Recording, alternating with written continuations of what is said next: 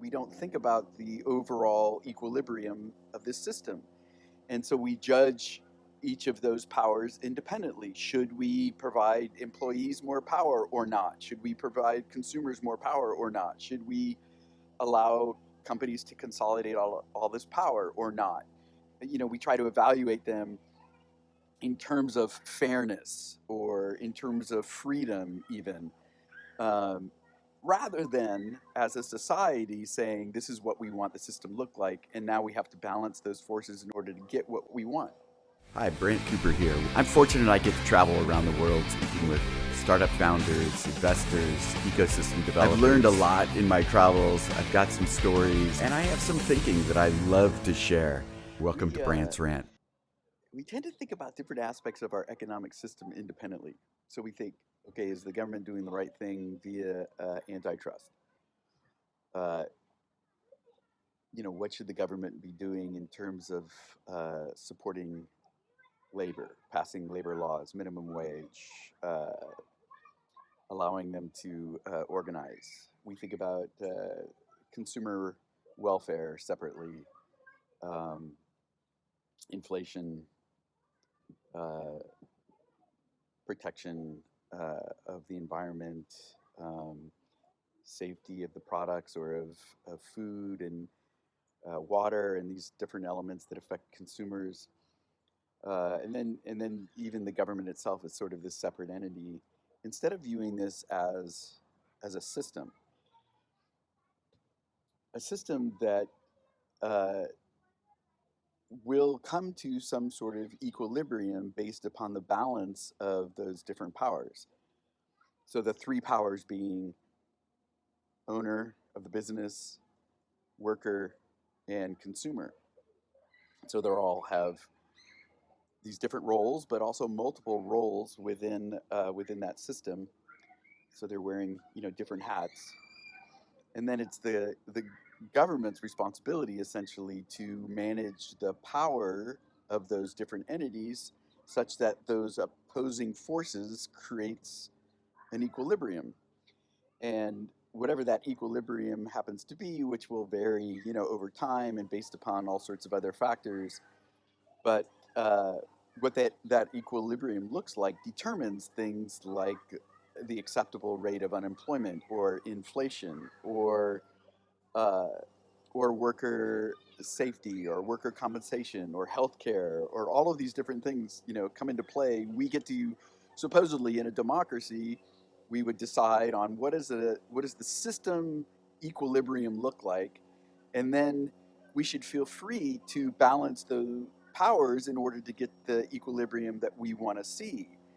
But since we treat all of those elements separately, we don't think about the overall equilibrium of this system.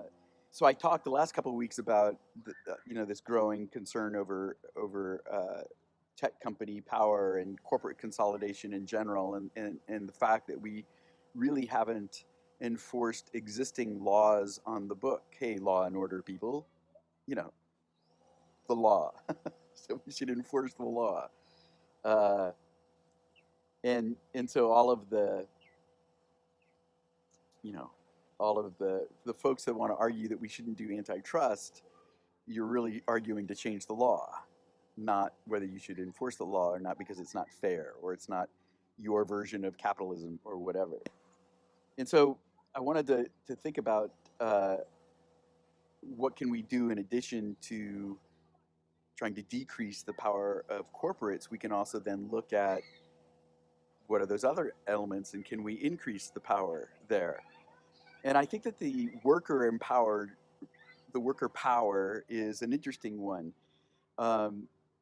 When we view it independently, and the way the courts actually used to view this is that an individual worker has the power to walk away from a job. And so therefore, the relationship between the power or the worker and the employer is the same level of power because they both can agree to come to terms or not. And it's one of those things that if we go back to a different rant on models, right, that the whole point of models is that they somehow describe reality. It's super easy to see, right, that an employee and an employer do not come to the table with equal power. The employer has you know a huge pool of individuals that they can hire, so they can immediately say, well, no, that you're not right for this job, or if you don't like the terms I'm offering, then too bad. Whereas the employee, the worker, doesn't have that level of power. They are they don't have all of the different options, and they don't and their life depends upon it, right? I mean, the very their health, their living conditions, having a shelter, having food, the guaranteed liberties, the pursuit of happiness. The worker does not have that power to say no in the same way. So those two entities are coming to the table with different degrees of power. And so back in the New Deal days, the courts started becoming more open to that line of reasoning. And so that's when they started to allow regulations that increased the power of the employee via the employer. And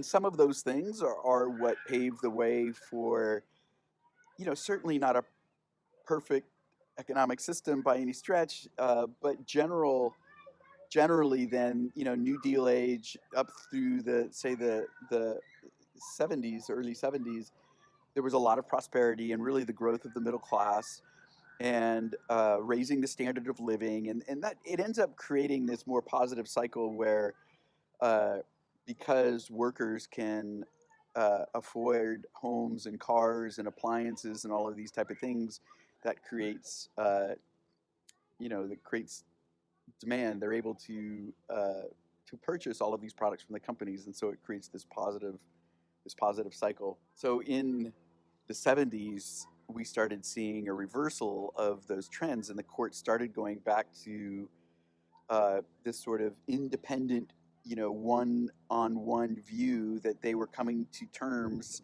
with equal power, and that was really the right way uh, to see the negotiations between worker and owner, and we start seeing the accepted decline of the power of unions and union participation. So California passed a law that made it a lot tougher for employers to designate certain jobs as being held by contractors versus employees. And the reason why they did that, for one, was that meant that they were not held to labor laws. And so they didn't have to pay benefits, and they didn't have to pay, minimum wage, and they didn't really even have to enforce other sort of labor laws about number of hours and all these other types of things. Um, and so, so the gig economy, card sharing services objected to that because they felt like their business, or what they claimed anyway, with their business really wasn't about uh,